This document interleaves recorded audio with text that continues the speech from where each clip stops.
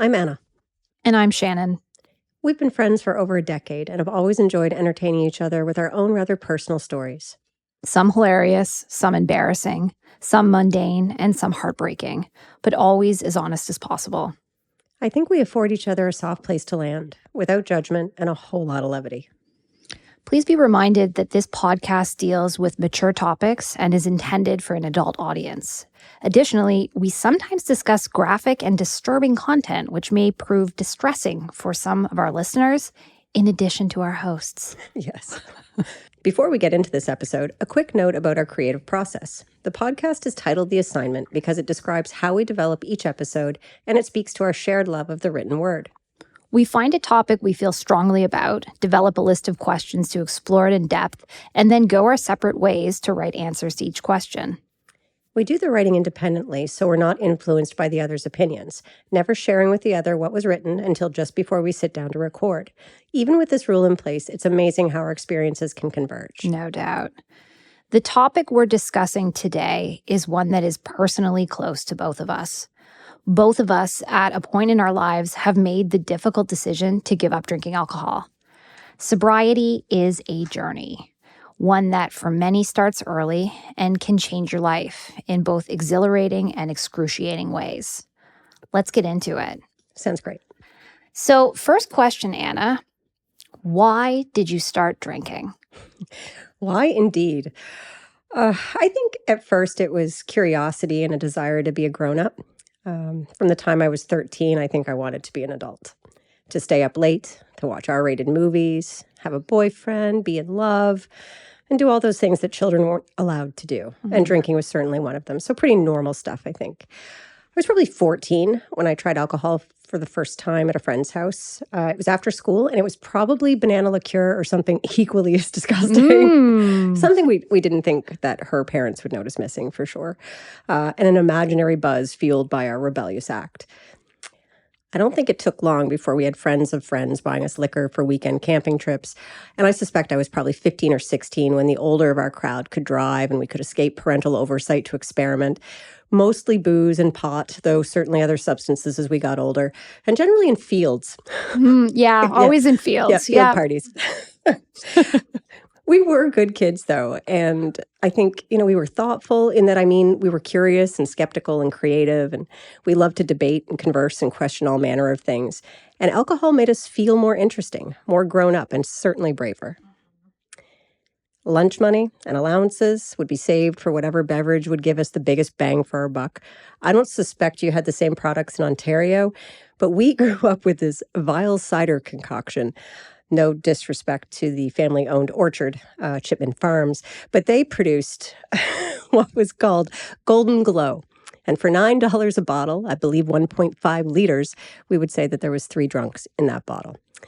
And other acceptable options for the high school budget drinker at that time were XXX Sherry in that beautiful sort of diamond-shaped glass bottle, Great White, which was Classy. A white wine. Yeah, and it had literally a great white shark on the label. And also 2-liter Canadian coolers and Labatt's Maximum Ice.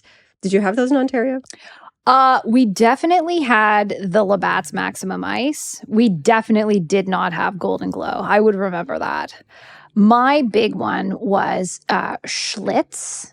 Oh, I don't even know that. Oh, yeah. Schlitz was like a malt liquor beer in like a 1-liter big brown bottle with a bull on it. And Seagram's Wild Berry Cooler. I do remember those. I used to be able to get drunk off one Seagram's Wild Berry Cooler in the early days. Yeah. Drinking on a budget. In a field. In a field. What about you? When did you first start drinking? I guess there was a certain inevitability to starting drinking in the early teen years, right? Mm-hmm. Just as sleepovers turned to boy-girl parties, just as, spin the bottle turned to make-out sessions in a closet, 7 minutes in heaven. I think there was a progression we were all working ourselves towards. Similar to, I don't know if you remember your first cigarette. Oh, yeah. It was in a field. Again. Again with the field. Again with the field. I mean, you couldn't be inside as a teen. No. No. Yeah, down the street in the park in a circle with 3 friends, sharing it, all trying a puff and then coughing and sputtering with both disgust and exhilaration. And it was the exhilaration, the act of rebelliousness, right? It was chasing that feeling that things were different now that we were getting older. We could do things, bad things, and make choices that our parents wouldn't approve of. So my first time getting drunk, and I remember this very well, was at a house party in Toronto when I was 14. I had gone to the party with 3 girlfriends. We arrived to find that the boys' parents were away. And there was 20 guys at that party, 4 girls, and a Texas Mickey of vodka. I didn't want to appear nervous, but I was. And drinking that vodka helped quite a bit. And I ended up getting drunk and making out with probably half the guys at that party, Anna. I think I clocked at 9. Yeah, it was some of my best work. And right out the gate, So young. So young and yet so awesome. I remember my friend's mom came to pick us up, who was also my mother's best friend, just as that party had really boiled over. As she pulled into the driveway, some drunken buffoon jumped out of the bushes in front of her. He was wearing a beer case on his head and no shirt, and then just darted off in the other direction as he realized a parent was there. Yeah. So we were busted, cold busted, taken home, grounded for 2 weeks. And I remember that first morning I was woken up by my mother and forced to come down to the kitchen at the crack of dawn and peel potatoes. Hungover as hell because it was Easter, and a convenient and memorable punishment for my mother. She had heard about the guys that I had made out with at the party, because Toronto is very big, but word of mouth, still very, very fast. And we had a conversation about reputation. Ooh. Yeah, that's always how you want to end your first maiden voyage. Maybe it's something about Easter. I had thrown a party at my parents' house one Easter when they were out of town. Of course, I said I was at Peggy's house, and Peggy said she was at my house, and that back and forth. And the phone rang, and I told nobody, and under no circumstances should anyone answer the phone.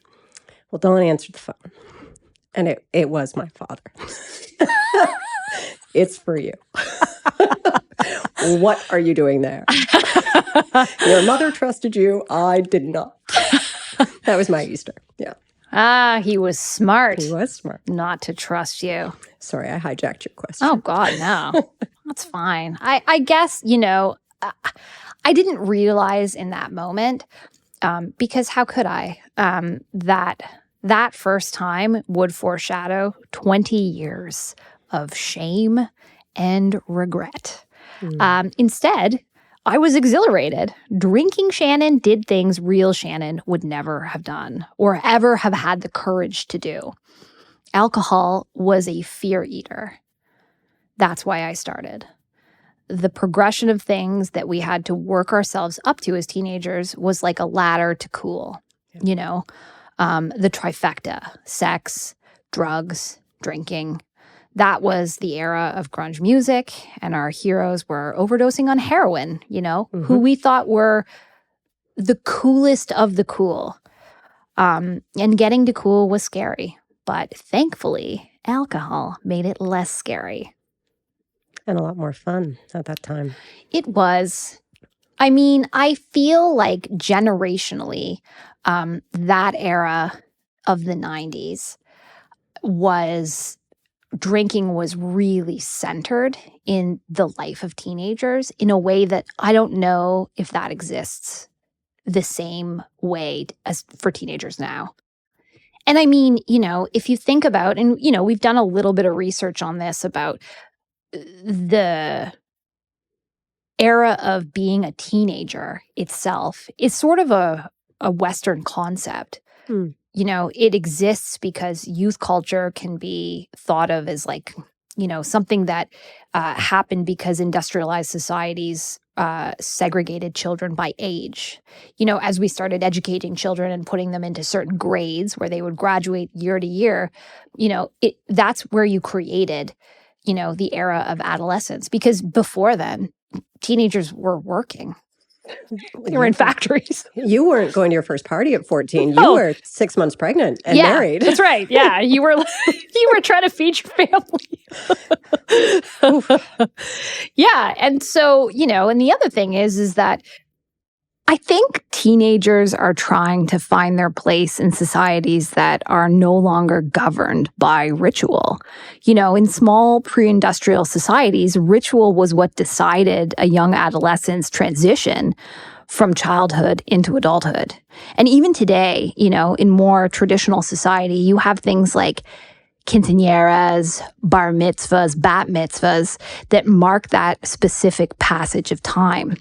But what happens when we don't have those traditions? Perhaps we use things like alcohol, drugs, sex, that trifecta, to take the place of what might have been, a dance or a first hunt at some point. We replace them with some of the more, I would say, unhealthy trappings of our modern society. And because you and me were teenagers in the 90s, those were the things that were what transitioned childhood into adulthood in our time. So that being said, how would you say that being a teenager in the 90s impacted your relationship with alcohol? Well, we were talking about it the other day, this sort of cyclical nature of generational influences. And on one hand, growing up in the 90s, we were entrenched in this grunge era. But I was just as obsessed with Bob Dylan and Janis Joplin, the Beatles, Tom Waits, as I was with Nirvana.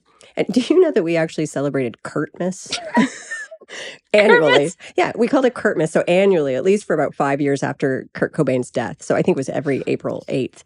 And we would just get completely fucked up in his honor. I mean, any excuse, right? Yeah. Yeah. I do remember. R.I.P. Kurt. Right. I do remember, though, I had kind of turned my bedroom into a living room, complete with record player, sofa, coffee maker. And I'd sit there listening to Tom Waits singing The Piano's Been Drinking, or Why Don't We Just Do It in the Road off the White Album, totally enthralled by this seemingly effortless coolness. And I wanted to be that. I wanted to be that tortured artist or writer, this sort of anti-authority, counterculture cool, And what I became instead, though, by the age of 20 was an unemployed art school dropout working in an elastic factory. I know a whole lot more about stretch factors and undergarments than anyone should. I had friends heading into their second and third year of university study, and I was nervously watching tweaked out coworkers operating machinery they had no business operating. So maybe I started drinking to be cool, and I kept drinking to cope with the fact that I wasn't. I don't really know. But I do know that the period of time between the ages of 15 and 25 was the beginning of real binge drinking for me. So real grown-up issues, real pain, and really, really poor coping mechanisms that, carried me for many decades through my life, unfortunately. But it was also a time of unapologetic exploration for which I am absolutely grateful to have experienced. Right. And I wouldn't give it up. Yeah. Yeah. Yeah. I regret nothing, honestly. Yep. And there are a few things that I find genuinely delightful about you, and the era of your life where you worked in an elastic factory is pretty high on the list. It was a really fun 11 months. That, along with the fact that you can't cry. Well, I feel like, speaking of the 90s, there is a screenplay akin to sort of an Empire Records / Clerks with a bunch of disaffected 20-somethings working in a rural elastic factory that is crying to be written. I don't think you should have just given that up. I think we should do that. Please, somebody. Please. Maybe us. Maybe us. Who knows? So what about you? Being a teenager in the 90s, what kind of impact did that have on you? How did that shape? I mean, it was rebelliousness. Yeah. It was the rebelliousness that was always the thing that enticed me. I was obsessed with being viewed as somebody that was bad, I remember I used to wear this long black trench coat, and I wore these really high heeled black stiletto boots and, dark lipstick. Mm-hmm. And I used to stand out front of my house smoking cigarettes. And I remember saying to my mother one day, like, hey, nobody ever asks me to babysit their children on our block. And she's like, have you seen you? But that's who I was. I was always pushing the boundaries, I think I couldn't figure out any other creative way to distinguish myself from my peers.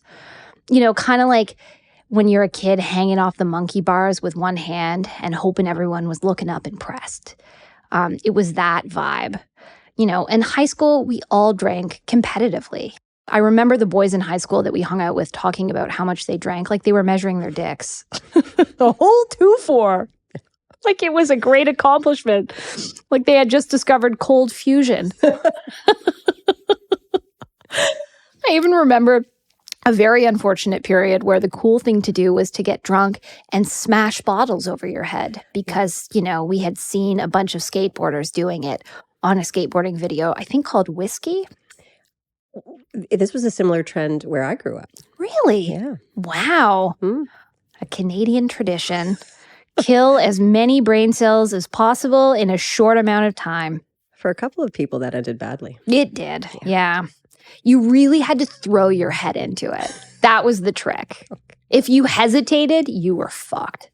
Yeah. All in. Yeah. And, every weekend I remember there was a news story about how so-and-so had puked or passed out or fallen asleep on the subway and woke up in Scarborough. That was the whole show. Drinking was the whole show. I styled my identity around it.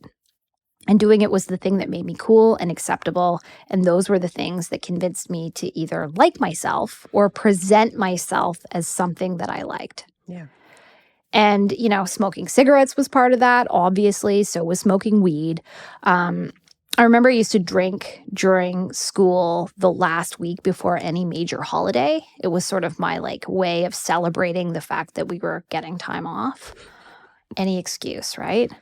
And I'd show up to my home economics class wasted, trying to operate a sewing machine or passing out, falling and hitting my forehead on the metal ring of a binder. It was all just a joke.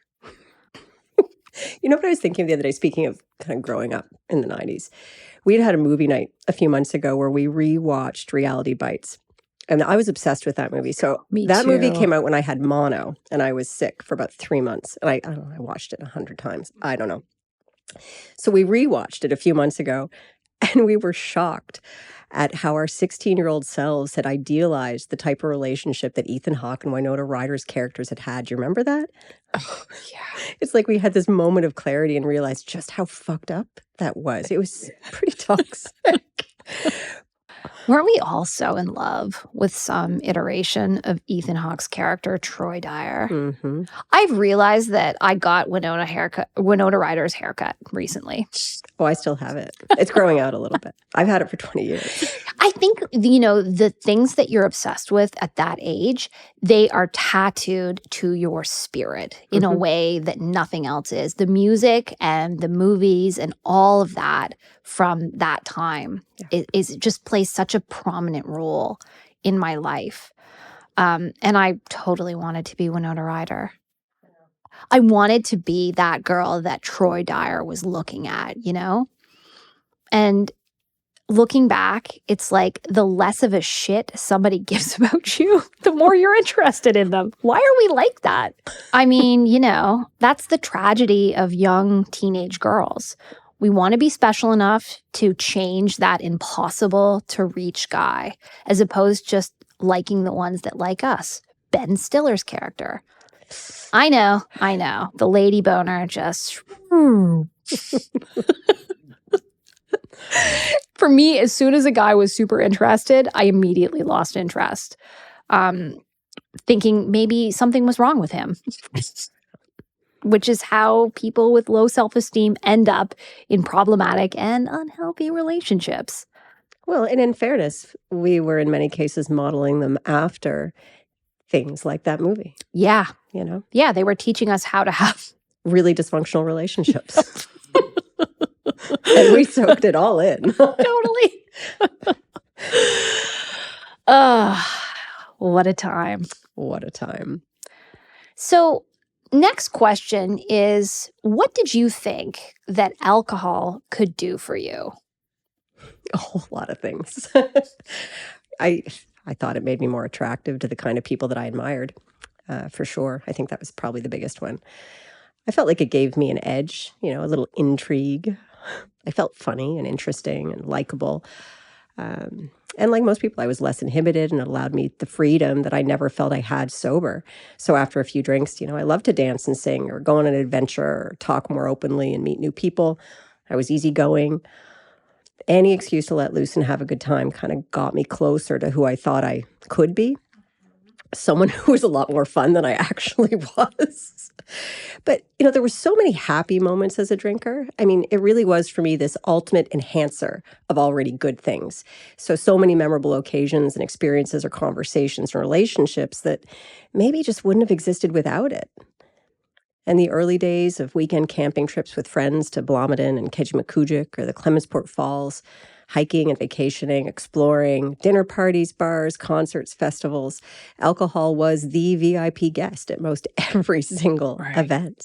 I mean, I don't remember any of those things happening sober after about the age of 15. Nope. No. And then I guess in most recent history, late night dart games in the attic, listening to The Clash, and Wednesday night kitchen parties at the house that we had in St. Bernard with a table full of friends singing and playing music. And at that time in my life, we had pretty non-traditional working hours. So it was nothing to be, hosting these midweek parties that didn't start until 2 a.m. And I loved to reminisce about those 4 a.m. living room dance parties with our friends and watching the sun come up while pouring that last drink of the night at 6 a.m., wishing that it could just go on forever. I do miss that feeling, that feeling of not wanting that night to end. When you're having a really good party and the conversation is amazing and you feel like you've just made a new best friend and everything is so much bigger and better and brighter. Yeah. And we feel connected and we feel accepted.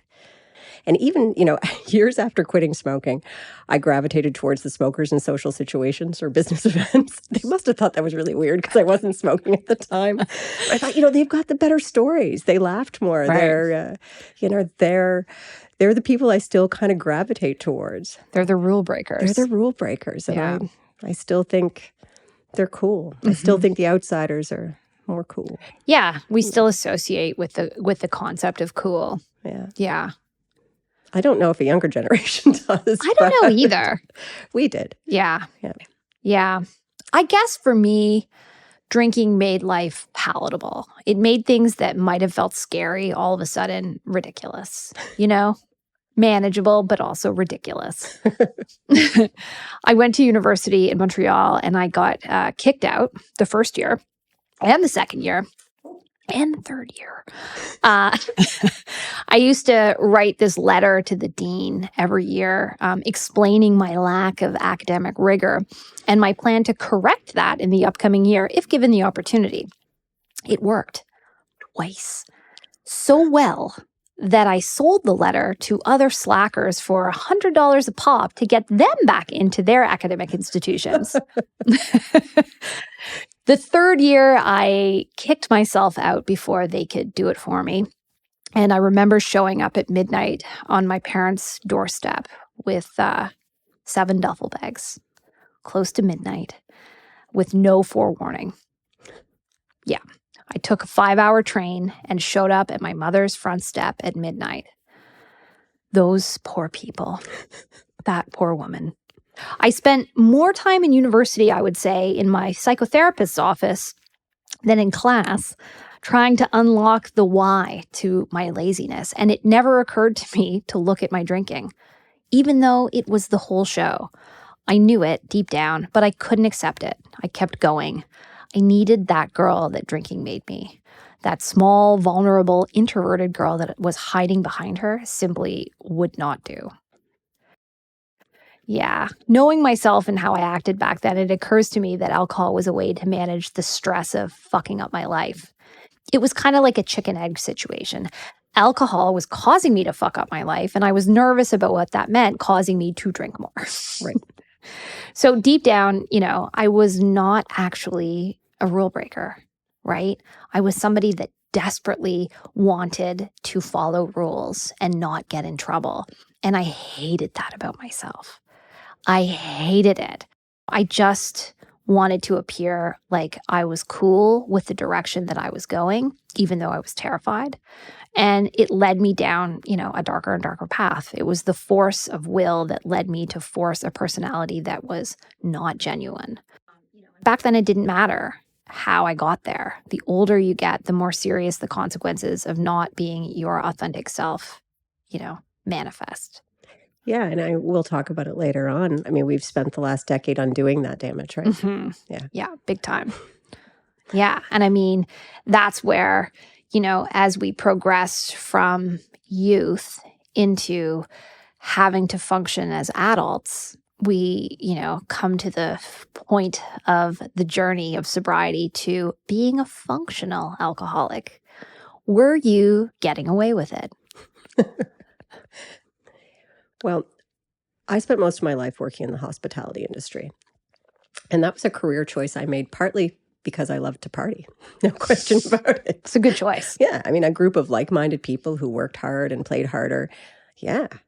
I absolutely watched careers progress quickly for those that were part of the action. And I really took a lot of pride in being able to keep up, be one of the boys, one of the cool kids.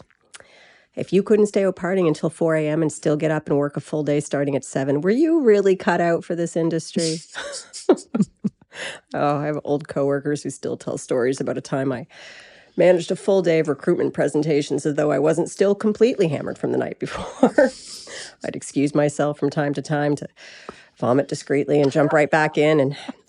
But in fairness, I was a workaholic too.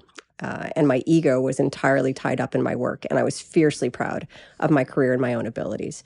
So even when pushing the boundaries, I was terribly concerned about doing a good job. And I suppose when most everyone you want to impress is at the party too, it makes it a hell of a lot easier to get away with it. I mean, for a while anyway, and definitely for as many careers as I saw propelled by alcohol and drugs, I saw just as many destroyed by it. Yeah. Yeah, there's no in the middle there, really. And I think that's why a lot of drinkers maybe distance themselves from sober people, whether we want to admit it or not. It's like we knew that they could see through that facade. And worse yet, they were going to remember those indiscretions clearly. Yeah. Yeah. And in fact, I mean, I recall having a sincere distrust and judgment of people who didn't drink or smoke, that they were somehow, like they were afraid of life. And I was certain that they were unhappy, boring people. And in hindsight, it seems clear to me I was projecting my own fears of how life without alcohol might feel. The fear of being boring. Yeah. It was everywhere in my mind. Mm-hmm. Yeah. Mm-hmm. So were you getting away with it, being a functional alcoholic? I would say balancing a day job with my nighttime antics was tricky. There were mornings that I woke up with a feeling of total dread. I could not imagine trying to get up and function like a normal human. But function I did, because that is the penance of every so-called functional alcoholic. You can't keep convincing yourself that what you are doing is fine if you're missing work. Right. That was the rule. I never missed work. It didn't always work out so good. I remember falling asleep in a boardroom with all of the executives at my company one time. That was fun. My friend Al, who was one of the owners of the company, but also kind of a cool guy, he kicked me under the table just as I started to snore. One time I got to work and sat in my chair. I opened my computer and a colleague walked by and said good morning. And I answered, and I realized that I was completely slurring my words. Then I looked at my computer, which had just booted up, and I couldn't read any of the words on the screen because they were all blurry too. And I was still very drunk, and I had driven there. So yeah, a lot of shame. One time I had a performance review where my boss, seemingly out of nowhere, told me that she was aware I had a problem with drugs and alcohol and offered to send me to rehab. So important and consequential people in my life, my employers, who I was desperate to impress, were no longer buying what I was selling. Yeah. And I had prided myself on being good at working, similar to you. I worked on the 50th story of a skyscraper in Calgary. I had my own parking spot. For God's sakes. And I just sat down at the bar every night and ordered my first drink. The day that I had just worked was proof to myself that everyone around me didn't know and that everything was fine. Mm-hmm. Sure, I pushed the boundaries of propriety at work. That was all part of my quote-unquote wild child brand. But once the wheels started to come off my proverbial bus, I had to face some long-avoided truths. And so instead of facing them, I did what many alcoholics do. I just left town. Well, I mean, that is one way to manage it. Yeah, that's how you do it. Oh, God, yeah. I think about those years sort of at the height of managing that really hard partying lifestyle. Very little sleep. And, there was something happening every night of the week. Did I ever tell you about the management retreat I went on where I drunkenly critiqued every member of the management team, including my boss, who I good-naturedly called a motherfucker? Whoopsies! So I remember at the event the following year, I actually wrote an apology poem, and it said something like, "You know how I hate to cause a commotion, but when I called you a motherfucker, I did get a promotion." And I did get a promotion. So it's like you get all of these rewards for this bad behavior. Right. Especially if you're working with like-minded people who value that ability to keep up. Yeah. To just get the job done. Absolutely. Play hard. Yeah. Party hard. Yeah. Yeah. There's a famous saying that says, God loves drunks and Irishmen, and I happen to be both. Yeah, hilariously enough, I also got a promotion after being accused of having a drug and alcohol problem and denying it. I still owe that boss of mine an amends. I put her through a lot. All of my bosses, actually, in Calgary, I put through a lot. I had one boss, I worked at CTV, and I had given my notice, and it was my last day of work, and she handed me a goodbye card and gave me this piece of advice. She said, Shannon, in your next job, wait a minimum of 6 months before being yourself. And honestly, I always follow that advice. That's every hilarious. job I've had since. Some people call that being a professional. I guess I only have 6 months of professionalism in me before the closet just bursts open and the skeletons, aka my personality, go flying out. Yeah. So, I mean, we had fun. We did have fun. It was sketchy, but we had fun. Well, you said it earlier. I don't regret any of that. Yeah, there was some really terrible times. We'll talk about those. But for the most part, the first decade or so really were so much fun. Yeah. And as you go through this journey, at a certain point, it takes a turn. Yeah. Your friend and companion, alcohol, tends to all of a sudden turn on you. And that's what we call the dark side of drinking. So let's talk about your dark side, Anna. The dark side of drinking for me. We get really good at remembering the good and forgetting the bad when we're stuck in the middle of it. And it's easy to forget those terrifying moments, waking up after a blackout, sure that we should be apologizing to somebody for something, but unable to recollect what that might be. Looking in the mirror to find the unexplained bruises and checking your phone for any hint that might help you piece that night together. Remnants of the meal that you made in the kitchen that you have no recollection of preparing or eating. At least you ate. I think. Who knows?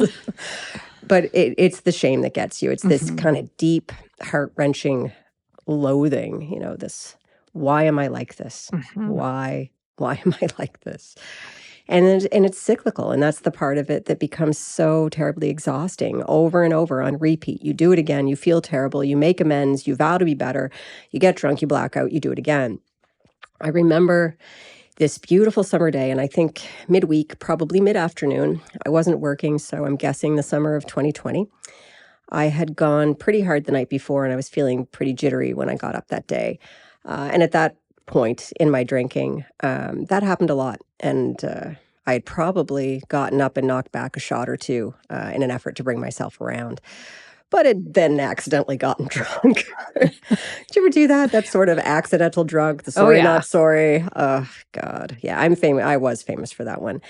And I can almost feel this moment if I try. And in fact, it's one of the memories to this day that sticks with me so clearly about never wanting to feel that way again. And there I was, face down, spread-eagled on my bed, counting 4 deep breaths in, holding for 4 deep breaths out, trying my hardest to stave off a panic attack while simultaneously pretending I'm okay.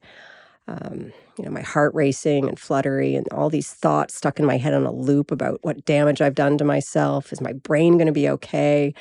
If I could just fall asleep. I can't get up because I can't fake that I'm sober right now. And when you're in those moments, no matter how many of your friends may have gone through the same thing, you feel absolutely alone. Yeah. Yeah. So dark side, yeah. I mean, those are the very clear memories. And I have a lot of them like that, that remind me why I just can't ever go back. Right. Yeah. What about your dark side? Well, for me, I think I knew I was in trouble, big trouble. And because I didn't want anyone to see, I moved across the country.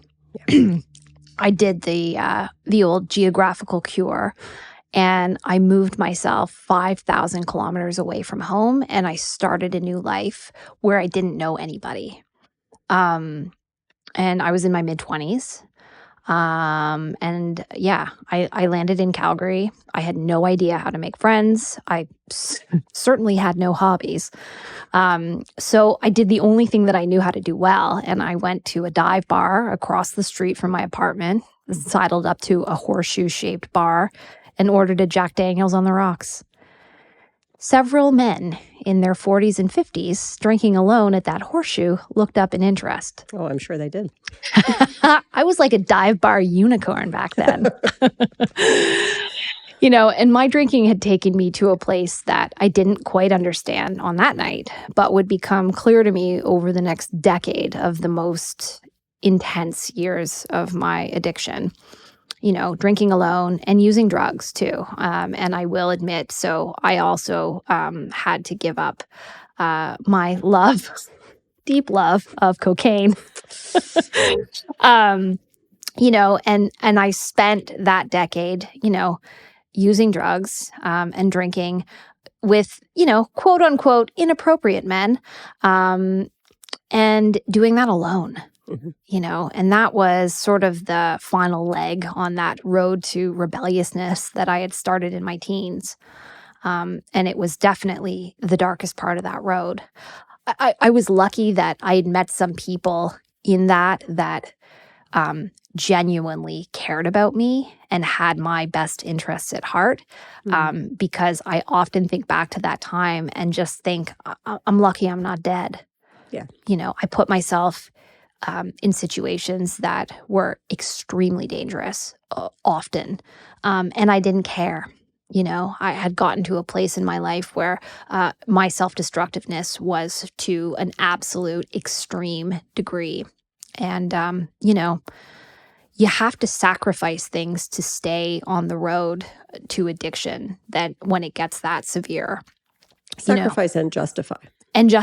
And live in denial of it. Mm-hmm. And I was really good at being in denial. And I sacrificed friends, family, jobs, accomplishments, what my life could have been, what I could have accomplished, in my career in my 20s. Mm-hmm. I was just hanging on for dear life. I wasn't getting anywhere. And I glamorized it with lots of bravado. I said all the time, die young, leave a good-looking corpse, like a fucking idiot. A true child of the 90s. Oh, yeah. Shit I knew was just an excuse, to keep going. But I did keep going because I didn't know how to get off that road. Who the hell was I without drinking? I couldn't conceive of who I could possibly be without that accompaniment to my life. Mm-hmm. I certainly couldn't be fun without a drink in my hand. I had nicknames like Train Wreck or Wrecking Ball or just Wrecker was one. I loved the identity that alcohol had gifted me, and I was stuck and I knew it, and things were starting to get pretty hard to hold together. Yeah, it becomes pretty tenuous. Yeah. And, not only does your life kind of start to go in a direction that you don't recognize, but your drinking goes in a direction you don't recognize. And I think for you and me, we both share, one part of our drinking, which is blackouts. Yeah. Certainly that progressed towards the end of my drinking career. Yeah.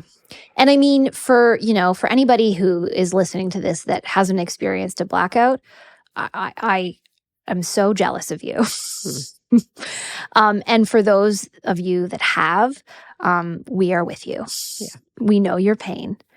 Fucking blackouts.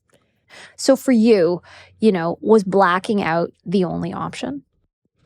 Well, eventually it seemed to be. I mean, there was little rhyme or reason that I could find to indicate, whether my night would end that way. Certainly in later years of addiction, it was pretty much every time I drank.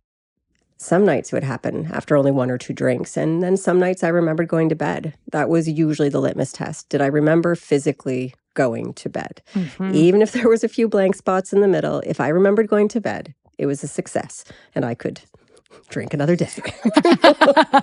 I win. Oh, well, we don't win. But I remember this one time I was partying with a work associate, and we were away on a business trip, and the two of us loved to drink, and we loved to drink together, and we loved to talk about, how poorly we drank, how well we drank, all the drinking stories. And anyway, so we, on this one particular night, had stayed up late, had a great time, woke up the next morning, and was shocked to find my entire hotel room littered with pieces of French bread. It's like we had this baguette and just ripped it up and thrown it all over the room.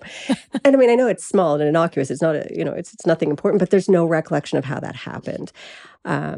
So that was kind of funny, but less funny was, 20 missed calls on my phone. Mm-hmm. You know those feelings when you look at that phone and you see it, and before you even look at any of those messages, you just sink. You're trying to claw backwards through time and you can't. Yeah. How am I getting out of this? Yeah. How am I going to manage this one? Another time, I remember a solo dance party. You know how I like those. You do like those. I do like those. This one ended badly as I presumably dropped a wine glass, cut my foot open, and then spent the evening cleaning up very poorly my bloody footprints that I had trekked through the entire house. Since I guess I hadn't noticed I was bleeding all over the place. Luckily, it didn't need stitches, but it certainly took me a long time to piece that together the following morning. So, being a drunk is also helpful if you're skilled at investigative work. Yes. What happened here? Maybe that's why we like true crime. Oh, I wonder. So the nickname, much like your lovely term of wrecker, the nickname reserved for this delightful blackout version of myself for many years was Drunk Anna. Drunk Anna. Drunk Anna. And when Drunk Anna inevitably arrived at the party, Sober Anna would spend the following days being painfully conciliatory and overcompensating for any number of shortcomings and indiscretions. And this cycle was also exhausting, and it went on for several years in varying stages of intensity. Yeah. What about you? Blackouts. Was it the only way? Blackouts. Those pesky little harbingers of doom. Blackouts are defined as the brain's inability to transfer short-term memories to long-term storage. So events that take place during a blackout are permanently lost to the person experiencing them. What science doesn't talk about is that while you might not be able to make memories, the people around you certainly have no trouble making them for you. They do that. Especially in a small town. My husband recalls being out at the local Church Point Social Club and hearing my distinctive voice in the distance shrieking, "Shots!" and getting a sinking feeling of dread. And that night he found me curled up in the backseat of a total stranger's car like a feral animal. I remember the text messages I'd received the next day from people passive-aggressively asking if I was, quote-unquote, okay. Oh, I hated those. I know. I tried really hard not to send those to people because I so hated receiving them. Ugh. You just wanted to say, fuck you. Yeah, like, do we need to talk about the night before? Can't we just move on with our lives? Like, come on. I mean, I remember the first blackout that I ever experienced was in second year university.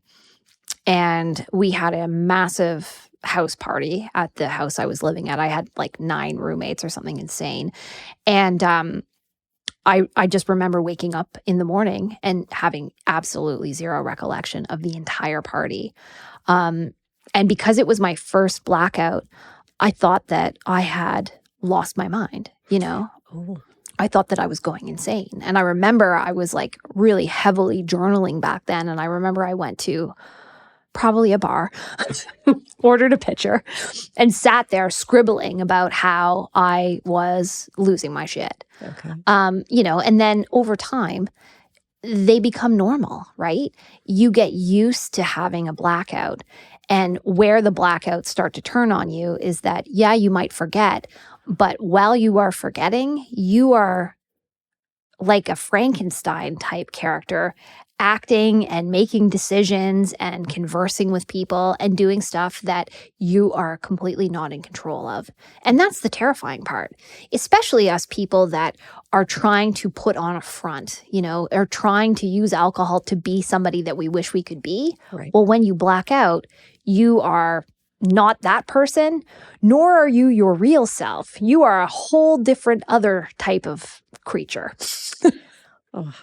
And we would get so good at reading the room the next day, too. You'd walk downstairs or you'd talk to your friend or whatever it might be, and you knew what signs to look for as to whether or not you had done something inappropriate. Oh, yeah. Yeah. Yeah. Especially if they just didn't want to talk about the night. Yeah. I remember probably the most embarrassing thing I did during a blackout was trying to climb onto the stage at a strip club and grab onto the pole and do what the strippers were doing. And my friend that was with me was like, "Are you out of your mind?" I was carted out of there by bouncers, which, they were no hard feelings. Oh. You're on a security camera somewhere, no doubt. Yeah. So, talking about how our relationship with alcohol progressed over time. Oh, is that our next question? Well, I will answer it then. Yeah. Yeah. I think in retrospect, there were a few distinct stages to how my relationship with alcohol progressed. I mean, I drank to have fun initially, to alter my reality and share that experience with others exploring the same things. I drank to fit in, to rebel, to be different, and to feel cool and part of something. I drank to celebrate all things and eventually to cope with all things. And later on, I drank to quiet my mind, and I drank alone far more frequently. In fact, I think I preferred to drink alone towards the end. The most frightening thing for me was when alcohol was all I could think about. And it would consume waking thoughts. When can I have my next drink? Was this drink too large? Can I have another one quite yet? And despite justifying my reasons for drinking, I began to feel as though I physically needed it, and I knew that meant I was going to have to address it. That's problematic. Yeah. You become like Gollum with the ring. Oh, yeah. Precious. So yeah, I mean, towards the end, I drank for all of those reasons that I mentioned at once, but it had absolutely stopped being fun. Mm-hmm. Yeah. I didn't know the level of anxiety that kind of drinking could produce. And the only thing that made it stop was more alcohol. So again, everything about this is progressive and cyclical and oh so problematic. Right. Yeah. Yeah. It's like a roller coaster ride you just can't get off. No. Yeah. Yeah. I totally get that. For me, clearly I was not okay. Clearly. And the rising tides of shame and regret were met with a total inability to see, or rather accept, that stopping drinking was the only way out of the predicament. Denial is a talisman that most alcoholics carry with them down the dark road to rock bottom. It's the big, shiny shield from the harsh reality of what your drinking really is, a big, fat problem with only one solution. And instead of blaming drinking, I did what most alcoholics do. I blamed other people, as you do. I especially blame my husband, conveniently forgetting that, when we moved here 10 years ago, it was just as much my idea as his. And suddenly I was the victim, stolen away to a foreign land. Cue the violins. And I remember I used to stomp through the woods behind our house with my new rubber boots in these intense inner dialogues, having pre-fights with him, justifying my behavior, demonizing his, desperate to rid myself of the horrid feelings that were now ever present. I felt under attack. My blackout drinking had made me feel under attack, even though it was my drinking. Yeah. And I was consumed by anger. And I think I was angry at alcohol, to be honest. It had turned on me. Well, and if you were anything like me, you were angry at people who could manage it. Yeah. Yeah. Pissed. Yeah. Why is this not a problem for you? Well, and I think it's like expectation versus reality, right? My expectation of moving here was every Hallmark Christmas movie you've ever seen melded together with an ocean in the background. Beautiful. Yeah. And that was not what I got when I came here. That was the feral cat crawling into the back of a car at the Church Point Social Club? Correct. Understood. So this progression for you included a move to the East Coast, a redo, a new start. Yeah, interesting story. So I grew up in close proximity to downtown Toronto, in a place called Lawrence Park, for those of you who live in Toronto. In high school, I used to wake up really early, jump on the subway, and take 5 stops to hang out at my favorite coffee shop for an hour before proceeding to an all-girls private school located in Rosedale. And although Toronto was very large and seemingly never stops growing, my social circle in the world of Toronto's, quote unquote, elite class was suffocatingly small. This was especially true during my post-university failure to launch period, I'll call it. All my girlfriends procured boyfriends, apartments, perfect post-grad jobs. I floundered. It was hard to stomach, to be honest. Nowhere that I had ever lived do people torture themselves by the yardstick of others' successes than in Toronto. So, this was the scenario I found myself in when I first attempted what's called the geographical cure. There should be a buyer beware sticker on that term. I believe it was Confucius that said, "Wherever you go, there you are." So, what Calgary offered me was all of the anonymity that I had desired to be as big a failure as I wanted, which was an amazing amount of freedom until it wasn't. And when I had burned a sufficient amount of bridges in the West, it was time to take myself east. So my soon-to-be at the time husband's town in rural southwest Nova Scotia seemed absolutely perfect in that I had given it basically zero thought and was more consumed with the idea of escaping my present circumstances than I was at facing my new circumstances, which was, typical of me. I was always sort of a jump first, ask questions later kind of gal. Yeah, that is sort of your MO. Like, how hard can it be? Right? See what happens. So then I landed in Clare, the municipality of Clare, where we now reside. Difficult to properly explain Clare to the uninitiated. This is a small French-Acadian community on the near southern tip of Nova Scotia's Fundy Coast. I had no idea what close-knit meant until I moved to this place. That's the big surprise of living in a small town. The circle of people that you know increases exponentially, seemingly overnight. Everywhere you go, you know everyone. Mm-hmm. So grocery stores become cocktail parties where you sort of mingle through the aisles. Stories spread through word of mouth faster in this place than anything I have ever seen. And I had have married into the community. So perhaps, if I had moved here as a total outsider, I think I would have had a very different experience here. I wouldn't have been so connected so quickly to so many people. I had changed my last name to my husband's name. Sort of a Hail Mary for trying to get to the top of job application piles, to be honest. The city girl in me had assumed that small town life would be simpler than life in the city. Jobs would be easier. People would be friendlier. Life would be less stressful. Insert tired joke about people that assume things. Do you want me to say it? Yeah. No. Yeah. Yeah. People from Toronto are dicks. Just say that. So anyway, right away, I noticed a shift in my husband and my husband's thinking. Suddenly what we did and who we did it in front of mattered. We both behaved like absolute fucking lunatics in Calgary. And he never, ever talked about what we did the night before. Not ever. And suddenly I noticed him getting nervous, not for himself, but for me.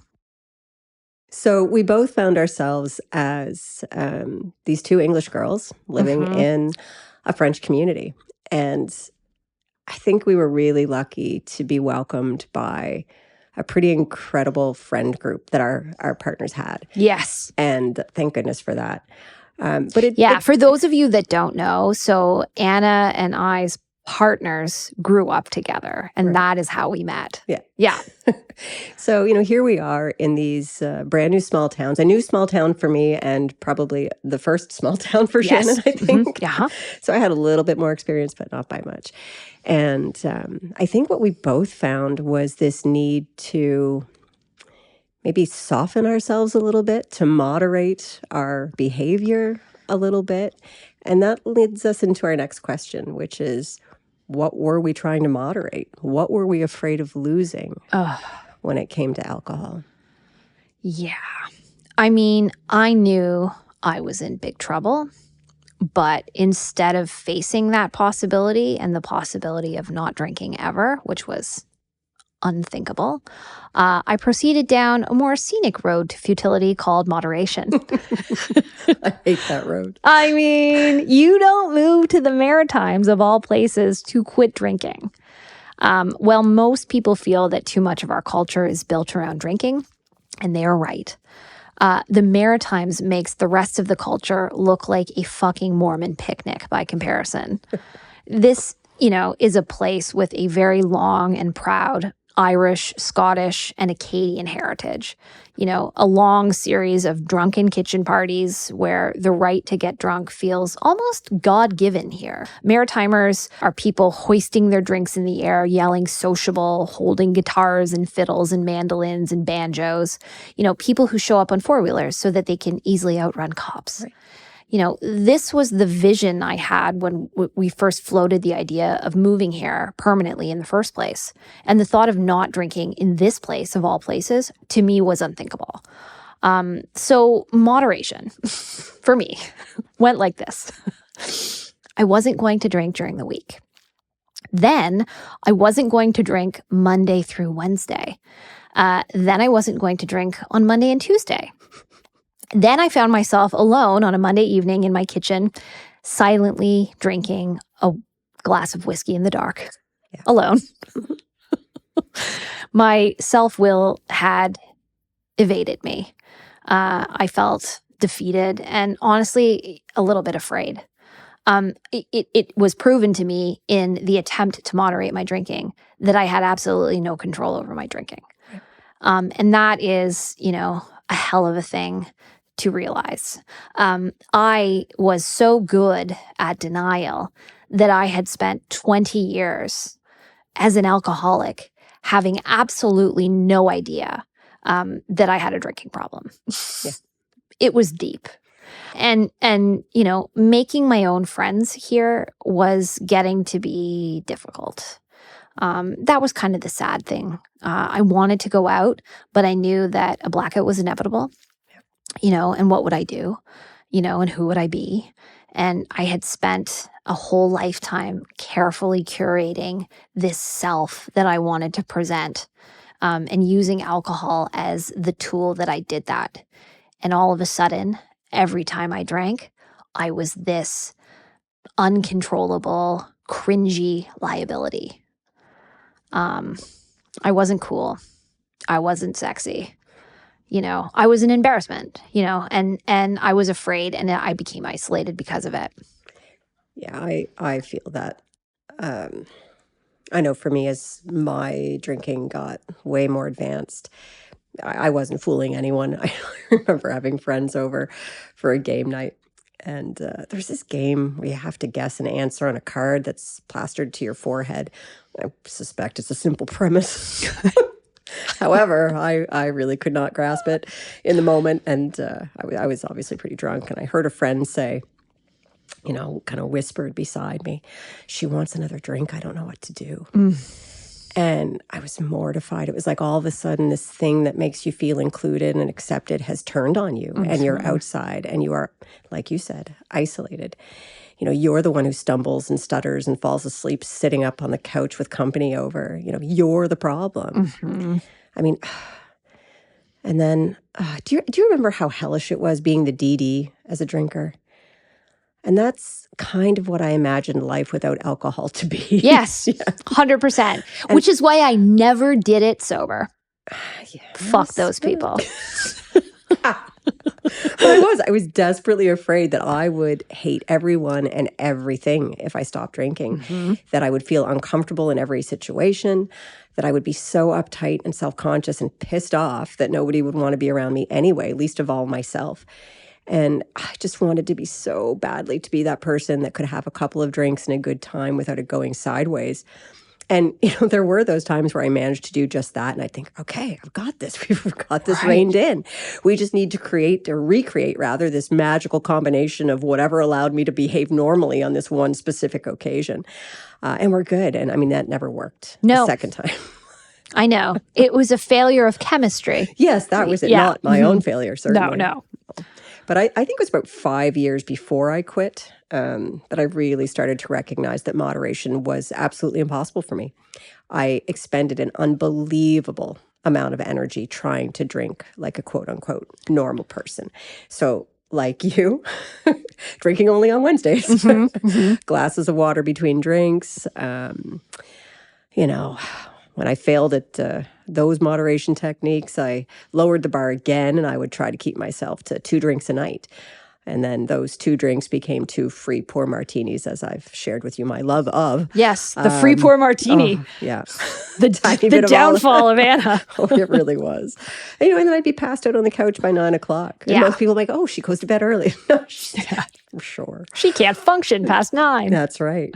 Oh, and sometimes I look back at journal entries from when I really started to struggle, and I feel a whole lot of compassion and love for that version of myself that, kind of referred to how I was drinking as a habit, as this small innocuous word, like a habit, like maybe I shouldn't be having a martini at 12 noon. Not addiction, not dependency, just, habit. Right. And I feel like that's how it happens. It's just bit by bit, not all at once. And before you know it, that habit is just this monster of a thing. And I did find a journal entry that I will read from the recent past. And it reads, "Habitually and unapologetically entitled, with nothing to escape but myself. I chose the fear and the rage and the long, slow fall. I invited it in. We hid together in the pantry, looking over our shoulder while we stole a swig of whiskey and then another. Climbing out is hard." And climbing out is hard. I am just over 3 years sober, and I'm still climbing out. And I suspect I likely always will be. And I think one of the most surprising and welcome things to come out of not drinking for me has to be the kindness that I show myself now. That, and honestly, I'm not ashamed of feeling low, and I'm far more accepting of my shortcomings. I am selfish sometimes. I am entitled, and I can be a hypocrite. I could also be a right dick. But back then, it was too hard to accept those things about myself, and certainly not on top of how I felt about my inability to control my drinking. And I think, like you, I was afraid of losing the only way I knew how to be the person that I wanted to be, and more so, my only way I knew how to cope with life and stress. It's like alcohol was everything to me and had been for a long time. It had once elevated, but then quickly replaced any hobby I had once enjoyed. Drinking was who I was and what I did. Mm-hmm. Yeah. The whole show. The whole show. Yeah. Yeah. Yeah. And I think when you take stock of the fact that you can't control it, and your mind starts to conceive of what is in front of you, a lot of times that's when people drink harder. Yeah. Because they're running from the fear of what that truth is. Yeah. Yeah. For me, I'll never forget my rock bottom. I think that it's very important to never forget. Mm-hmm. When you finally get to that place. So for me, one morning I awoke in my bed next to my husband. I was instantly relieved to have checked off two very important elements of the morning shame spiral checklist. I'm in my bed. I'm next to my husband. He was sitting up in bed and his arms were folded across his chest. Instinctively, I understood by his body language and expression that he had been in that stance for a while, and my relief quickly evaporated to panic. He was quiet and sullen. He did not bother reviewing the events of the previous evening for me. It did not matter that I did not remember them. He simply said, "If this is what it is, there's the door." Boom. Mm-hmm. Yeah.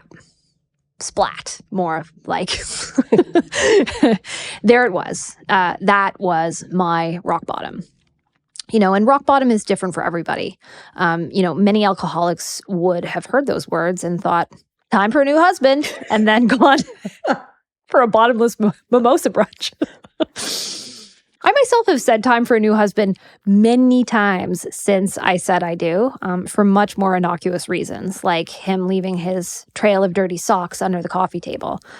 So I just want to be clear, I did not get sober for my husband or to save our marriage, but hearing those words on that morning was my rock bottom. It was the straw that broke the drunken camel's back. I knew it. It was unmistakable. I was humiliated. I was out of control, and I was sick and tired of being sick and tired. So I think it's important to understand when we talk about rock bottom that hitting rock bottom is about a realization, and it can come at any time in any form. I think there exists a tendency among hard drinkers to qualify and compare drinking to each other. You ever done that? Yeah. All the time. Oh, yeah. And sort of having this idea that, if you're not as bad as the worst affected alcoholic that you know, that it's probably okay to keep going. Yeah. This is another form of denial. There is no actual requirement to destroy every aspect of your life before finding your bottom. It's, of course, just as acceptable as if you do. I myself have had a drink or two under a bridge out of a paper bag, not going to lie. But I didn't keep waiting before receiving a shift in perspective that I needed to say enough was enough. Yeah. Yeah. And I think it was similar for me. It is. It's that realization that it just can't continue. Mm-hmm. There's no more making excuses for it. Because, for me, I had spent 25 years trying to moderate, trying to control. And I think in that moment was that realization that that's how long, this has been going on. Yeah. So moderation, trying to justify. And for me, the bottom came with the knowledge that if it didn't stop, I really stood to lose everything that meant anything to me. And that moment of clarity came when I was found out. I was caught red-handed sneaking liquor in the pantry with a quart of Maker's Mark to my lips, just chugging away. And that was it. There was no getting out of that. No. I couldn't deny just how bad things had become. And I think the sad part, for me in the moment, was that it just wasn't affecting me. Right. That wasn't just my problem. Right. And I knew in that very shameful moment that was the end. That That was it. There was no other option left. There was no controlling it, no spinning it, no undoing it. It was done. Point of no return. Yeah, I was done. I mean, the year leading up to that moment had been probably one of my most challenging. It was the early days of the pandemic. Nova Scotia had just become the epicenter of the worst mass shooting in Canadian history to date. I was not coping well. Simultaneously, I'd left a 20-year career that, as much as I resented, I absolutely loved. And along with it, I had lost my identity and my purpose, and I dealt with that by drinking. So, I mean, why is rock bottom important? I feel like whatever that might look like for somebody, it's just absolute truth. You know, there's this calm and this acceptance that comes with that realization. And I'd had a really similar feeling back in 1995 when I lost control of my parents' Ford Tempo and I flipped it ass over tea kettle down a 30-foot ravine. I had thrown a cigarette butt out the window and looked behind me because I feared it might have gone into the back seat. It didn't, but I went off the road in the midst of looking in the back seat. And so in less than seconds, although it felt much longer, I'd hit the shoulder, I'd lost control of the car, doing about 80 kilometers an hour in the wrong direction. Wow. And I had this telephone pole looming behind me in the rearview mirror. I'd already failed twice to regain control of this poor little car, and I suddenly just stopped fighting it. And I remember so clearly thinking of my pappy, my grandfather, and how he would call me his number one granddaughter. And even then, not a particularly religious or spiritual person, I did think about seeing him again. And in that few seconds of clarity and calmness that felt like it lasted forever, I folded my hands in my lap and I watched and I listened in slow motion until everything turned upside down. And then all at once, as though time caught up with itself, this rainstorm of glass explodes around me and this wrenching bounce as my seatbelt caught my momentum and I'm hanging upside down in my little Ford Tempo. And it was dark except for the red glow of the taillights, and I could smell gas, and the Bare Naked Ladies were blaring on the stereo. It was acceptance. So in that moment, I just resigned myself to the fact that it was going to have to be what it was. It was sad and scary and terrible. And if things ended badly, well, I was just going to have to face it. And it was about not fighting it anymore. And in that moment, as sad and scared as I was, both the car accident and being found in the pantry with the quarter maker's mark, there was such a great relief in that. Yeah. Yeah. Thanks for listening. That completes our first episode of Sobriety, Surviving the Maritimes When You Put Down the Drink. Join us for our next episode where we talk about our lives post-alcohol and the adventure of early sobriety.